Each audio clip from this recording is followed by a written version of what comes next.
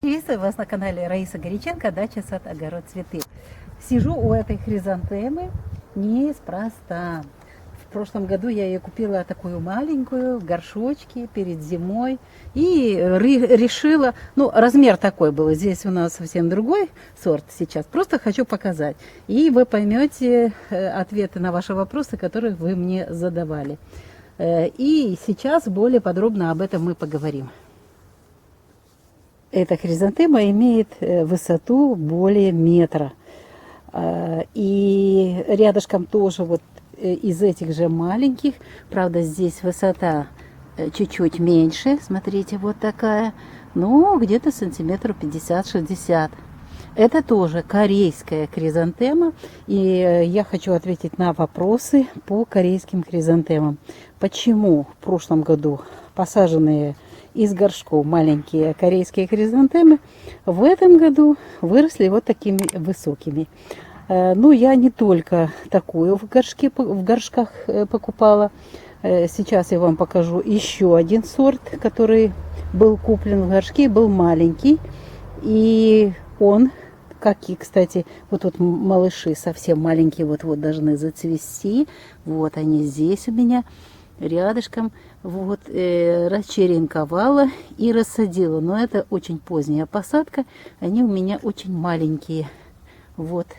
Но я уже знаю секрет, и хочу с вами поделиться об этом секрете, почему именно вот таким образом растут хризантемы эти корейские, и что нужно знать об этих. А вот это тоже корейская хризантема. Я их 3 как раз купила горшка, и вот сделала такой, расчеренковала весной, сделала эксперимент, посадила вместе с мультифлорой. Замечательная, красивая, конечно, композиция от такого желтого, вот эти ромашечки мультифлоры, вишневые, и здесь очень красиво смотрится эта хризантема. И теперь я понимаю, что нужно обязательно для корейских мелких вот таких хризантем, нужно обязательно вот для корней закрытое должно быть пространство. Нельзя им давать много свободы, потому что могут тоже расти в высоту. Вот что у меня произошло именно с той хризантемой. Сейчас я вам покажу, вот в разных местах у меня растет вот эта хризантема. А здесь у нас еще вот с этой же серии еще один череночек, и вот он такой вырос. Я не прищипывала эти череночки после высадки. Вот они были расчеренкованы из вазона. Именно в вазоне я их оставила. И вот они там и росли. И после этого я только смогла их уже высадить в июне месяце здесь по салату. Для того, чтобы были они в тени. Здесь очень жарко. Вот. И здесь же, вот просто хотела вам показать в бочке, в полутени так вот было. И вот еще одно место сейчас еще покажу. Вот этот же один куст я вот столько черенков сделала, и вот таким образом здесь в уголке огорода, где растет капуста, спрятались еще 2 кустика. Они в тени, но вот то, что больше солнца, тоже раскрывается, и они тоже невысокие. Вот она, открытый грунт, и она растет в земле. Хотя тоже, в принципе, они все были в одно время посажены, довольно-таки уже поздновато, в июне месяце. Но вот она здесь даже в полутени, вот такой у нее рост, высота где-то сантиметров 30-35, и уже раскрылась, тоже цветет.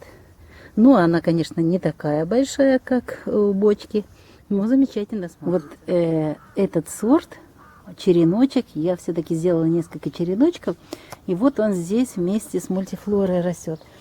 Смотрите, такая же высота, как у мультифлоры, но здесь полутень под розами и вместе с розами, и практически зацвел вместе с мультифлорой. Здесь очень много, их целое семейство, но он низкорослый получился.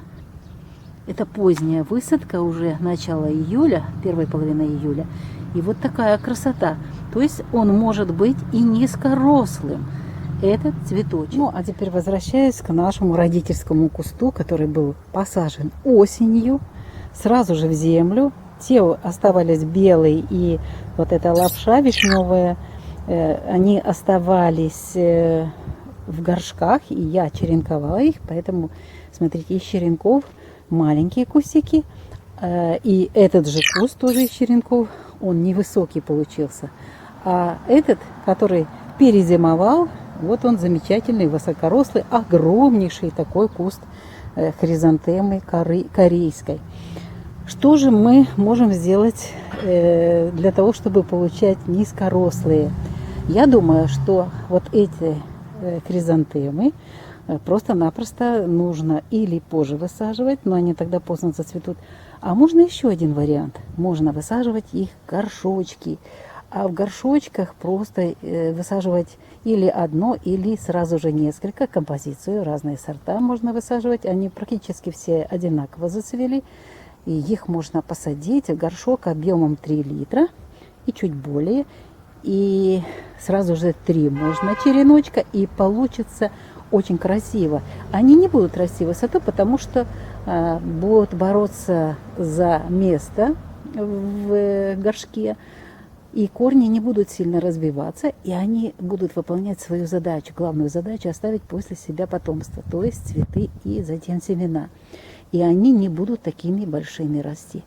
Так что я теперь думаю, что нужно будет весной черенковать, эти кусты рассаживать, для того, чтобы их было больше и красиво. И обязательно надо высаживать в горшки еще, для того, чтобы вот эту красоту сохранить, сделать вот эти различные композиции и вот эту красоту самому вот создать вот эту высоту.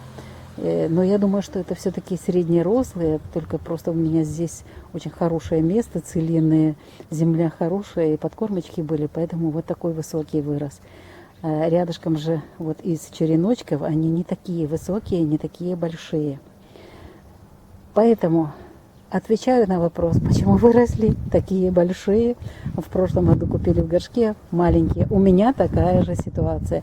Значит, если хотим, чтобы они были маленькие, мы можем высаживать их в горшках. Или же черенковать весной и высаживать в июне месяце, в начале июля, их высаживать из череночков, череночки в землю. И тогда они не будут такими высокими. В любом случае, мы теперь знаем, что есть хризантемы корейские высокорослые, среднерослые и низкорослые. А вот с среднерослыми можно, хотя и высокорослые, можно регулировать высоту с помощью выращивания в горшках. Кстати, почему получается, вот продают в этих горшках, потому что там есть особая технология выращивания в горшках. Горшки устанавливаются на пленку, подкормки, все получается, что остается у корней, и подкормки и вода не вытекают в грунт, корни не тянутся в грунт, они остаются в горшке. Вот это мы можем с вами использовать, эти знания, и вот таким образом себе также выращивать в горшках очень красивую эту корейскую хризантему. Ну что ж, я надеюсь, поделилась своими мыслями, своим опытом по корейской хризантеме. Мы сделали открытие, те, кто только начинает заниматься этими цветами. Открытие очень красивые цветы, и можно их выращивать в разной высоте при помощи разных способов выращивания в разных открытом грунте, в грунте закрытом их выращивают, кстати, в теплицах для продажи, и выращивают в горшках еще тоже вот так садоводы, которые любят эти цветы. Всего вам самого доброго, до новых встреч в новых видео.